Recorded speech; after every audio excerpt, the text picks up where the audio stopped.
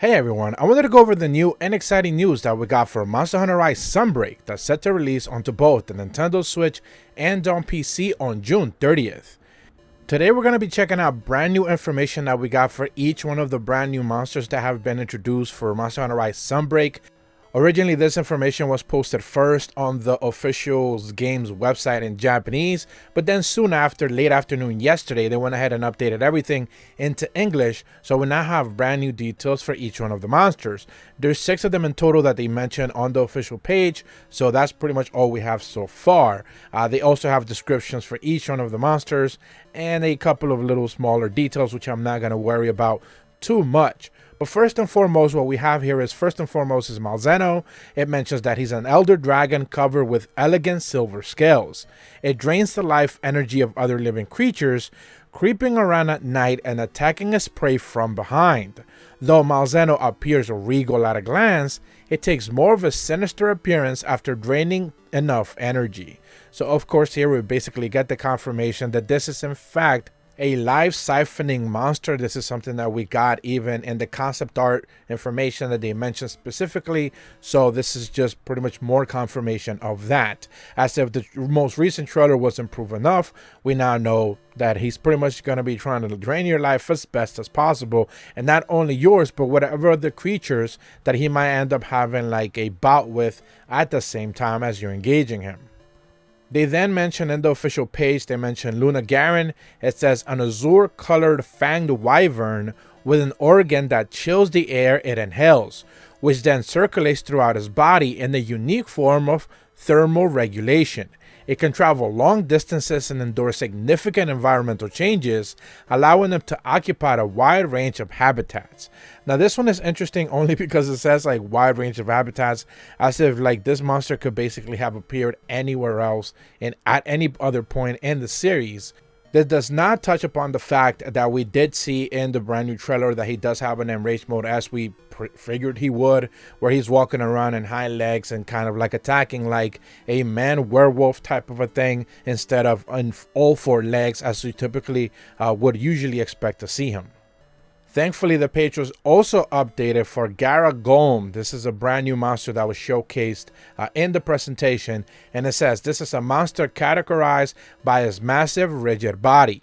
Their sap-like fluids can promote plant growth, forging symbiotic relationships with flora that grows in their bodies. They can also use that sap to harden plants or the surrounding soil, outfitting their bodies and enhancing their attacks.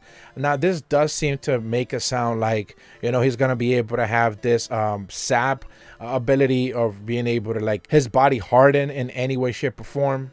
But also in the presentation, we now know that one of his hands will have some type of like fire attack and the other one will have like a water elemental. So he's going to be combining those two at the same time as they're trying to deal with his massive strikes.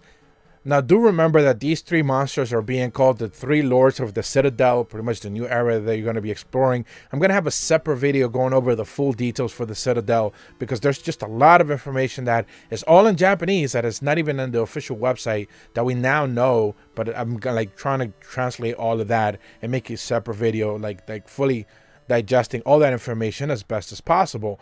But specifically for these 3 monsters, they are saying that each one of them will control one specific area in the Citadel, so you are pretty much just kind of tied with those monsters in that area. Based on their specific wording, I don't necessarily foresee them trying to showcase more monsters in this area. Presumably whatever new monsters they showcase going forward will be either arena based or they will be going back to Camera Village and the surrounding areas we know of, unless they actually go ahead and introduce a brand new area, which we're expecting that to happen. We don't have any details of that just yet. We also have information based on Astalos, and it says this is a flying wyvern with a crest-shaped organ that can be vibrated to build and store vast amounts of electricity. Violent to a fault, they're known to mercilessly drive intruders from their territory. And this is, of course, most likely talking about the territorial aspects of them. We know that Astalos love to get into fights with other dragons, other wyverns in the game. Rathalos specifically loves to pick on that one. So we'll just have to wait and see what kind of turf wars he's going to end up having with some of the monsters that they're going to be approaching. But at the end of the day, I did talk about yesterday in the video, in my reaction video, about how like I didn't necessarily think Astalos was like a fan favorite one returning, people asking for it. I do know that it has been a popular monster in the past, which I alluded to. What I did not see, however, was a lot of fervor as to like people asking for Astalos to return, and that seems to have been just misguided on my part, because from the comments that you guys left, it seems to be like everyone was pretty much excited to see Astalos making a comeback. Moving right along, we also have some information on Blood Orange Bishaten, and it says, named for their auburn fur, these Bishaten subspecies stuff their belly pouches with pine cones.